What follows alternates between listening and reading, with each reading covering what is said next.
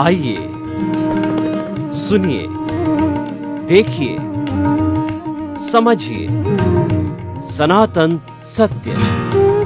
जैसी दृष्टि वैसी सृष्टि, दृष्टि विज्ञान। कुदरत, कुदरती रचना एवं कुदरत के कानून से शाश्वत सुख की प्राप्ति। जोधपुर के परम पूज्य महात्मा उपासक प्रोफेसर डॉक्टर सोहन राज तातेड़ के निर्देशन में सनातन सत्य। जैसी दृष्टि वैसी सृष्टि, दृष्टि विज्ञान।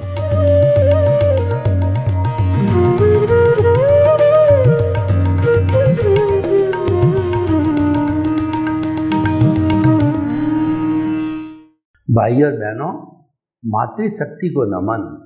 आज का हमारा बहुत सुंदर विषय भौतिक विज्ञान आध्यात्मिक विज्ञान की एक शाखा है।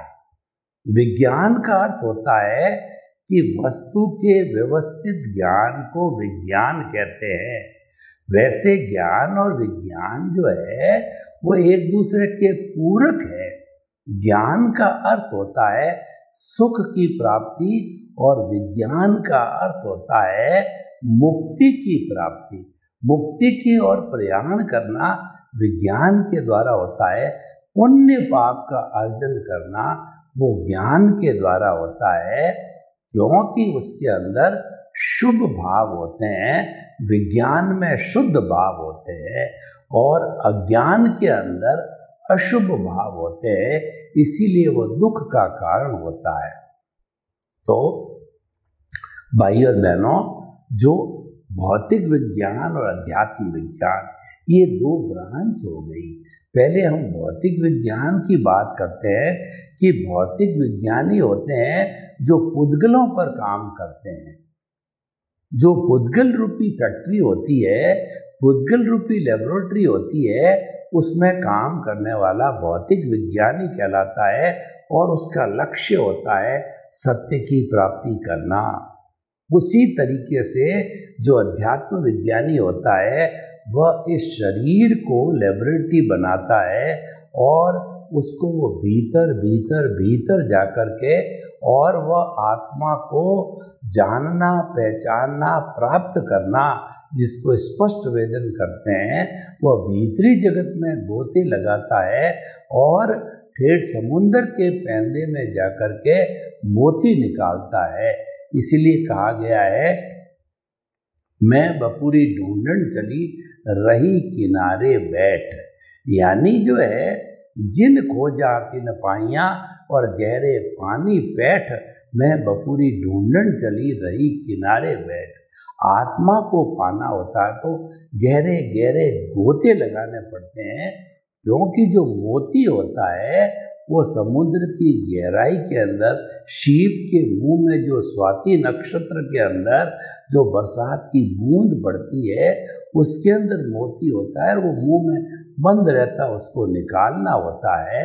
तो भाई और बहनों, हम आपको ये बताना चाहते हैं कि भौतिक विज्ञान जो है कि क्या मान्यता है। देखिए कि हम जो बात करें, इस जगत की बात करें, पूरे ब्रह्मांड की बात करें, तो इस ब्रह्मांड का संचालन है वो वैसे तो कुल 6 तत्वों से होता है, लेकिन आत्म तत्व को जब अध्यात्म विज्ञान लेंगे तब बात करेंगे। अभी भौतिक विज्ञान की बात करते हैं कि उन 6 में से 5 तत्व भौतिक है। भौतिक विज्ञानी उस पर 100% एग्रीड है।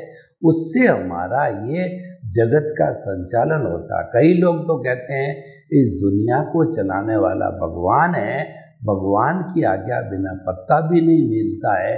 और हम आपको बताते हैं भौतिक विज्ञान के आधार पर तो कि जहाँ पर ये 6 तत्व होते हैं और भौतिक विज्ञान के 5 तत्व होते हैं, वहीं पर जीवन होता है।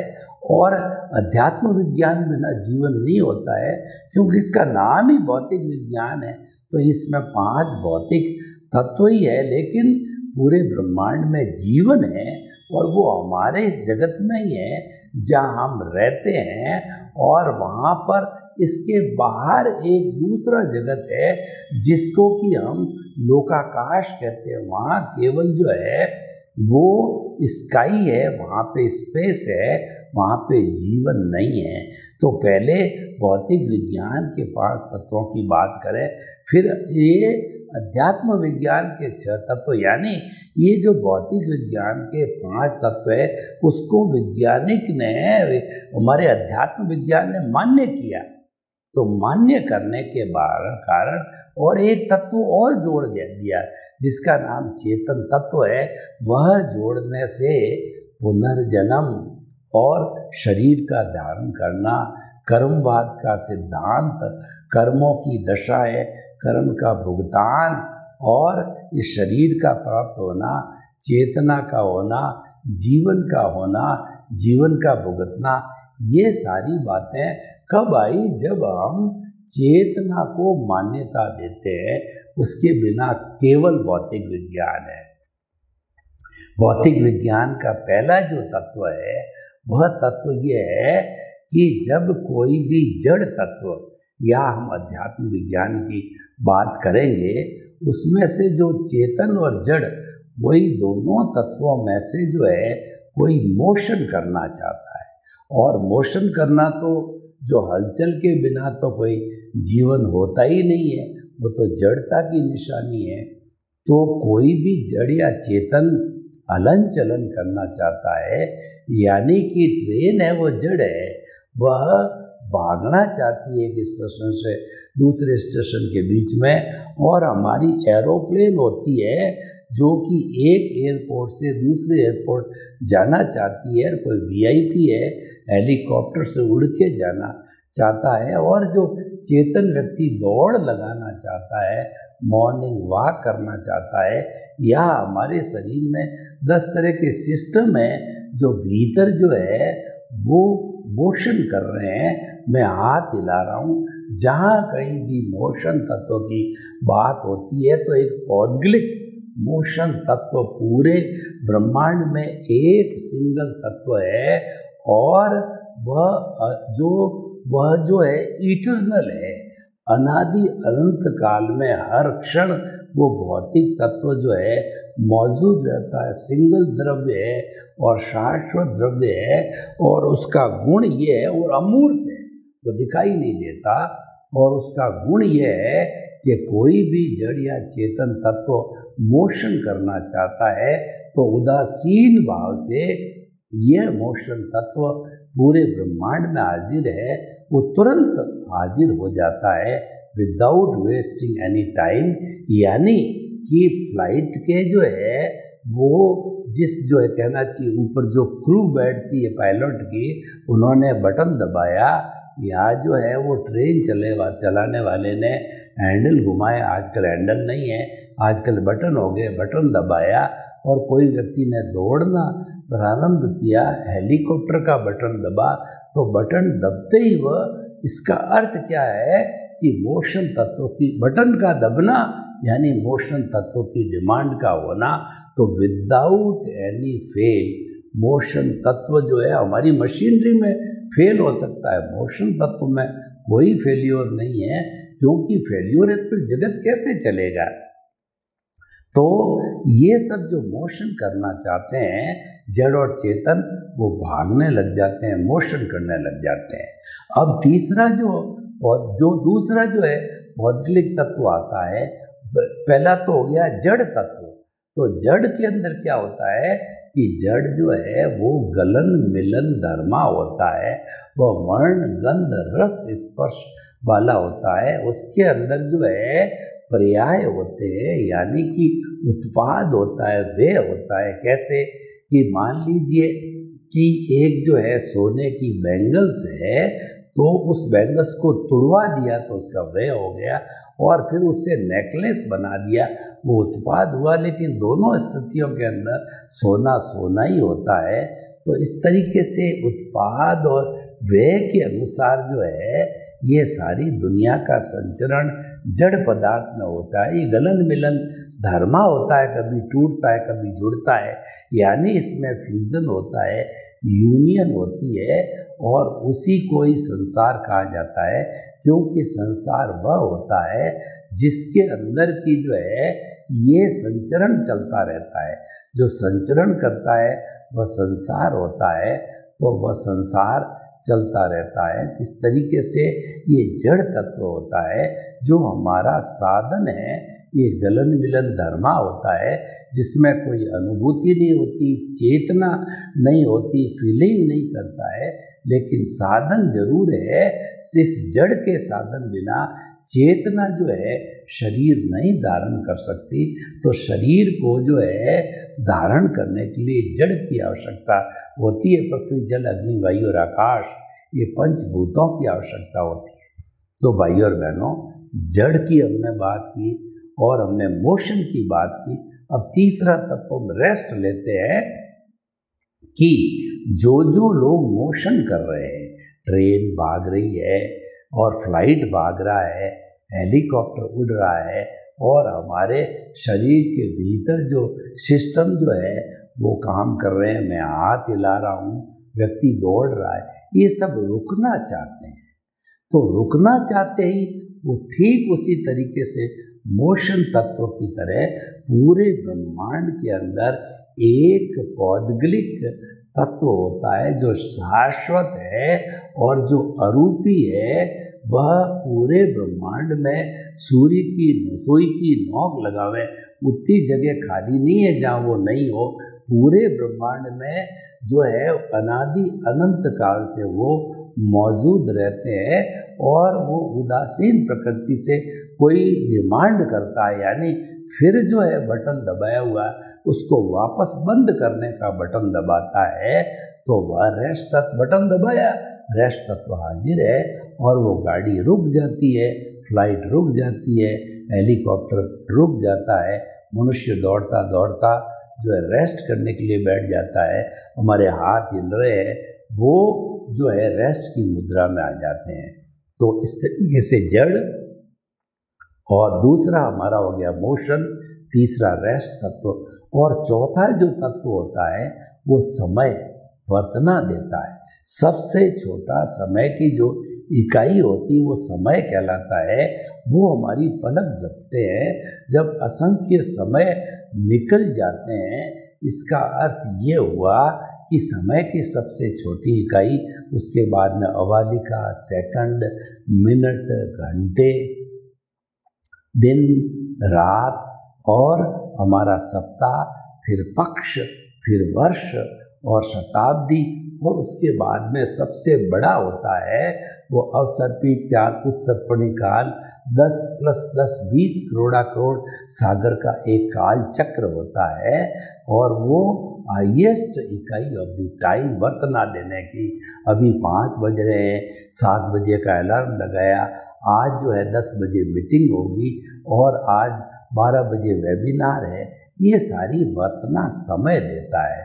तो ये जो है 4 तत्व हो गए। जो अंतिम 5वां जो पौद्गलिक तत्व है वह है स्पेस, स्काई, आकाश। ये सारा आकाश फैला हुआ है और ये लंबा चौड़ा आकाश है। ये हमको अवगाहना देता है। अवगाहन का मतलब पूरे ब्रह्मांड में आकाश है। जितनी हम जगह घेरते हैं वो आकाश में घेरते हैं। मैं बैठा हूँ 2x6 फुट की जगह घेर रहा हूँ, ये टेबल जितनी जगह घेरी है, पंखा जगह घेरा है, कैमरा जगह घेरा है और हम अपने एक कमरे में सब लोग बैठे रहते हैं। तो जो जगह घेरते हैं वो सारी जो जगह घेरने का होता है वह सारा जो है आकाश तत्व से होता है, वह स्काई जो है तत्व से होता है। तो ये सारा आकाश अवगाहना देने वाला शाश्वत तत्व होता है जो भूत भविष्य वर्तमान में हर वक्त मौजूद होता है, अवगाहना देता है, वो पौद्गलिक है। तो ये 5 जो है हमारे शाश्वत तत्व जो है वो हमको मिले और ये पौद्गलिक है, ये भौतिक विज्ञान की शाखा है। तो ये जहाँ पे भौतिक विज्ञानी इनको मान्यता देते हैं। अब हम अध्यात्म विज्ञान पे आते हैं। अध्यात्म विज्ञान में इन 5 को ओके किया। पांच को मान्य किया, पांचों को एडेप्ट किया। इसका मतलब जो हमारी भौतिक विज्ञान की शाखा है वो आध्यात्मिक विज्ञान की शाखा में मर्ज हो गई। और अगर आप कहो कि नहीं वो एंटिटी रखती है तो उसकी शाखा बन गई। और उन्होंने यानी जो है हमारे अध्यात्म विज्ञानी लोगों ने एक आत्म तत्व चेतन को और जोड़ दिया। इसके बाद चेतन का मतलब है असंख्य चेतनामय परमाणुओं के पिंड को चेतना कहते हैं। चेतना जो है वह प्रजनन करती है और वह सुख दुख की अनुभूति करती है, उसमें संवेदना होती है, फीलिंग होती है, ग्रोथ होती है।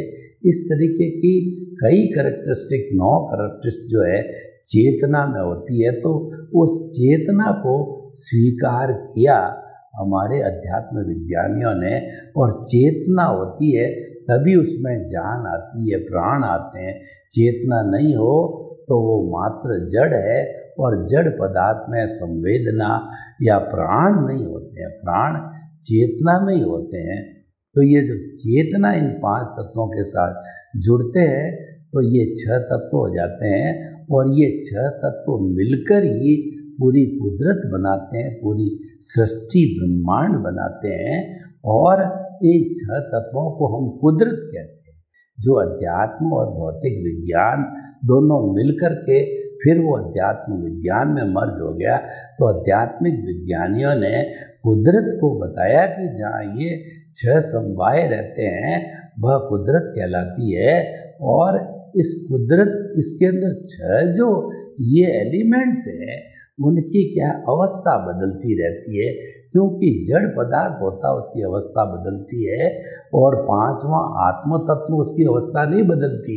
भूत भविष्य वर्तमान अनादि अनंत काल से मूल स्वरूप वाला एक आत्मा, लेकिन शरीर धारण करते ही वो बूढ़ा हो जाता है, बालक होता है पहले, फिर वो किशोर होता है और फिर जवान हो जाता है, फिर प्रौढ़ हो जाता है और फिर वृद्ध होकर के मरने को भी चला जाता है। तो ये सारा जो है शरीर में आत्मा के आने के कारण है, लेकिन मूल स्वरूप वाली द्रव्य आत्मा में कोई बदलाव किसी समय नहीं होता है। अनादि अनंत काल से भूत भविष्य और वर्तमान में सारा हमेशा वो एक ही रहता है। उसका स्वरूप मुक्ति का स्वरूप है, लेकिन वो आत्मा में बंधा होने के कारण, बॉन्डेड होने के कारण, आई प्लस माई होने के कारण वो बॉन्डेड सोल हो गया। I minus my equal to pure soul हो जाता है। इस माई है वो अज्ञानता, इसको समाप्त करना। इसको समाप्त करते ही जड़ और चेतन है वो अलग अलग हो जाते हैं।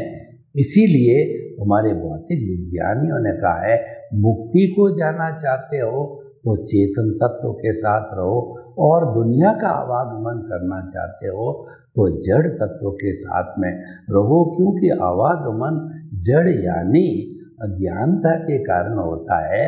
वह हमारा ये जो है कॉजल बॉडी के कारण होता है, बनती है, बिगड़ती है, घटती है और बढ़ती है। अब निर्णय आपका है। देखिए कि हमारे भीतर चेतन तत्व है, उसका क्या उपयोग करना है वो आपको देखना है। कि हमारे रसोई में जो चाकू है उस चाकू का क्या उपयोग करना है। उससे सब्जी फ्रूट काटना है, कोई रस्सी काटना है, या जो है कुछ लोग दुरुपयोग करते हैं, किसी का पेट भी फाड़ देते हैं, वह दुरुपयोग हो गया। तो इस सारे जो है 6 तत्व हमारी कुदरत के है। कुदरत का उपयोग आपको क्या करना है, मुक्ति का लक्ष्य है आपका या संसार भ्रमण का है। कई लोग तो कहते हैं साहब हमको तो संसार भ्रमण में आनंद आता है, खाओ पियो मौज मजा मस्ती करो, यानी हमारे जितने इंद्रिय सुख है उसमें वो सुखी रहते हैं। उनको बहिरात्मा कहते हैं, उनको स्वार्थ की चेतना कहा जाता है। वो इसमें घूमते रहते हैं, वो अनादि अनंत काल से इसमें ही घूमते हैं और घूमते ही रहेंगे। लेकिन कुछ ऐसे वैरागी जीव होते हैं उनमें बड़ा परिवर्तन आता है, तो वो तो कहते नहीं मुझे तो मुक्ति का मार्ग चाहिए। तो फिर वो सनातन सत्य को मानना पड़ता है। सनातन सत्य के साथ हमको अध्यात्म विज्ञान और मुक्ति का मार्ग मिलता है। वह मार्ग क्या है कि हम अपनी जो दृष्टि है उसमें बदलाव लाते हैं। दृष्टि बदल दो, सृष्टि बदल जाएगी। नज़र बदल दो, नज़रिया बदल जाएगा।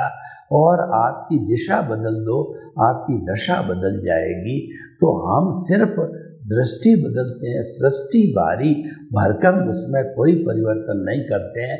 यानी कि आपकी जितनी भौतिक अवस्थाएं हैं, भौतिक कार्य है आपके जीवन के, हम उसको टच नहीं करते हैं। हम तो दृष्टि यानी आपकी जो रॉन्ग बिलीफ है, उस रॉन्ग बिलीफ पे हम कार्य करते हैं, उसको राइट बिलीफ में बदलते हैं। रॉन्ग बिलीफ क्या है कि अगर किसी व्यक्ति ने ये मान रखा कि ये मेरा मन वचन काया रूपी शरीर मेरा है और इसका संचालन मैं करता हूँ, तो उसकी दृष्टि को हम बदलते हैं कि ये मन वचन काया रूपी जो शरीर है, यह इस जो हमारी जो कुदरत है, कुदरत का ये गेस्ट है, इस सफरर है और ये यूज़र है। क्योंकि ये जन्म के समय कुछ साथ नहीं लाता है, जब मृत्यु होता है तो कुछ साथ नहीं लाता है, यहीं से लेता है, यहीं से छोड़ के जाता है। जो गीता की भाषा में तुम क्या लेके आए थे और क्या लेकर के जाओगे, यहीं से लिया, यहीं लेकर के जाना है। इसका मतलब आपको यूज़र रहना है। हम किसी होटल में जाते हैं तो उस होटल का जो चेक इन और चेक आउट होता है, उन 24 घंटे के अंदर हम मात्र अपना यूज़ करते हैं उसको, न तो किसी होटल की वस्तु को लेते हैं और न होटल ही अपने कब्जे में लेते हैं। 24 घंटे के बाद हम छोड़ के चले जाते हैं। तो we are the users like that. और दूसरा, we are the sufferer of this, वो कहना चाहिए कुदरत का सफरर कैसे है कि पिछले जन्म, क्योंकि आत्मा जहाँ है वहाँ जन्म जन्मांतर चलते रहते हैं। भूत भविष्य वर्तमान तीनों समय में तीनों तरह के शरीर चलते हैं, जब तक कि मुक्ति होकर के आत्मा भगवान बन कर के सिद्ध शिला में नहीं विराज जाती है। तो जो है हमारा ये सफरर का अर्थ क्या हुआ कि पिछले जन्म में जो कॉजल बॉडी बना के लाए थे, इस जन्म के अंदर वो ऑटो मोड से वो स्क्रिप्ट, वो फिल्म और वो मन वचन काय की बैटरियाँ उदय प्रारब्ध के अधीन जो है वह कुदरत के जो है द्रव्य क्षेत्र काल भाव है, उसके नियम के तहत वो खुलती रहती है। आप भुगतान करते रहते हो, हिसाब करते रहते हो, ये आपका परिणाम है और ये आपका लेना देना है, वो करते रहते हो, तो ये चलता रहता है। तो हम जो है इस कुदरत के यूज़र है, सफरर है और इसके गेस्ट है। क्योंकि आयुष्यकरण फिक्स है, उसके बिना एक क्षण भी हम रुक नहीं सकते, एक अतिरिक्त भी सांस नहीं ले सकते, तो वह फिक्स टाइम होता है। इसीलिए हम कुदरत के गेस्ट होते हैं। समय पूरा होता है, आयुष्य पूरा होता है, चल देते हैं, फिर नया शरीर धारण करते हैं। ये चक्कर तब तक चलता रहता है जब हम सनातन सुख को, शाश्वत सुख को यानी मुक्ति को प्राप्त नहीं कर लेते हैं। तो भाई और बहनों, हम आपको कंक्लूजन की भाषा में ये बताना चाहते हैं कि जो 5 भौतिक तत्व है उनको अध्यात्म विज्ञान स्वीकार करता है। अपने बेटे की तरह, अपने संतान की तरह, अपने सहयोगी तत्व उसको एडॉप्ट कर लेता है, उसको अपना एक अंग बना देता है और उसके साथ में उसमें प्राण फूंक देता है। वो तो जड़ है और अध्यात्म विज्ञान उसमें चेतना रूपी प्राण फूंकता है। जैसे ही शरीर है, इसमें चेतना आई तो हिलता है, डुलता है और ये पलक झपकता है, बोलता है, खाता है, पीता है, उड़ता है। और जब इसमें से हंसा उड़ जाता है, जो यानी चेतना चली जाती है, तो ये तो जड़ हो जाता है। घर वाले कहते हैं ले जाओ इसको शमशान ले जाओ, इसका खून पानी बन गया है और बदबू आ रही है, कीड़े लग रहे हैं। कोई घर में चाहे कितना ही प्रिय जो है पुत्र हो, पिता हो, पत्नी हो, कोई नहीं रखता, क्योंकि चेतना चली गई है। तो मूल चेतना का है चेतना हमारा साध्य है और जड़ है हमारा साधन है। ये दोनों मिलकर के अध्यात्म विज्ञान होलिस्टिक बन गया। उसकी हमने सारी जो चर्चा करके सिद्ध किया कि भौतिक विज्ञान आध्यात्म विज्ञान की शाखा है, यानी कि अध्यात्म विज्ञान और भौतिक विज्ञान एक दूसरे के पूरक है, सहयोगी है और एक ही है। वो हमेशा साथ ही रहते हैं कि भौतिक विज्ञान बिना अध्यात्म विज्ञान लूला है और अध्यात्म विज्ञान के बिना भौतिक विज्ञान लंगड़ा है। आपने लूले लंगड़े की कहानी सुनी होगी कि जब आग लग गई, दो मित्र थे, एक लूला लंगड़ा था, दोनों ने मिलकर के योजना बना करके और वहाँ से अपनी जान बचाई। तो हम इन सबको स्वीकार करके सर्वे भवन्तु सुखिनः सर्वे सन्तु निरामया, लोक के सब जीवों को सुख मिले, शांति मिले, आनंद मिले, प्रेम मिले, सौहार्द मिले और सभी हम मुक्ति की ओर प्रस्थान करें। आपके प्रति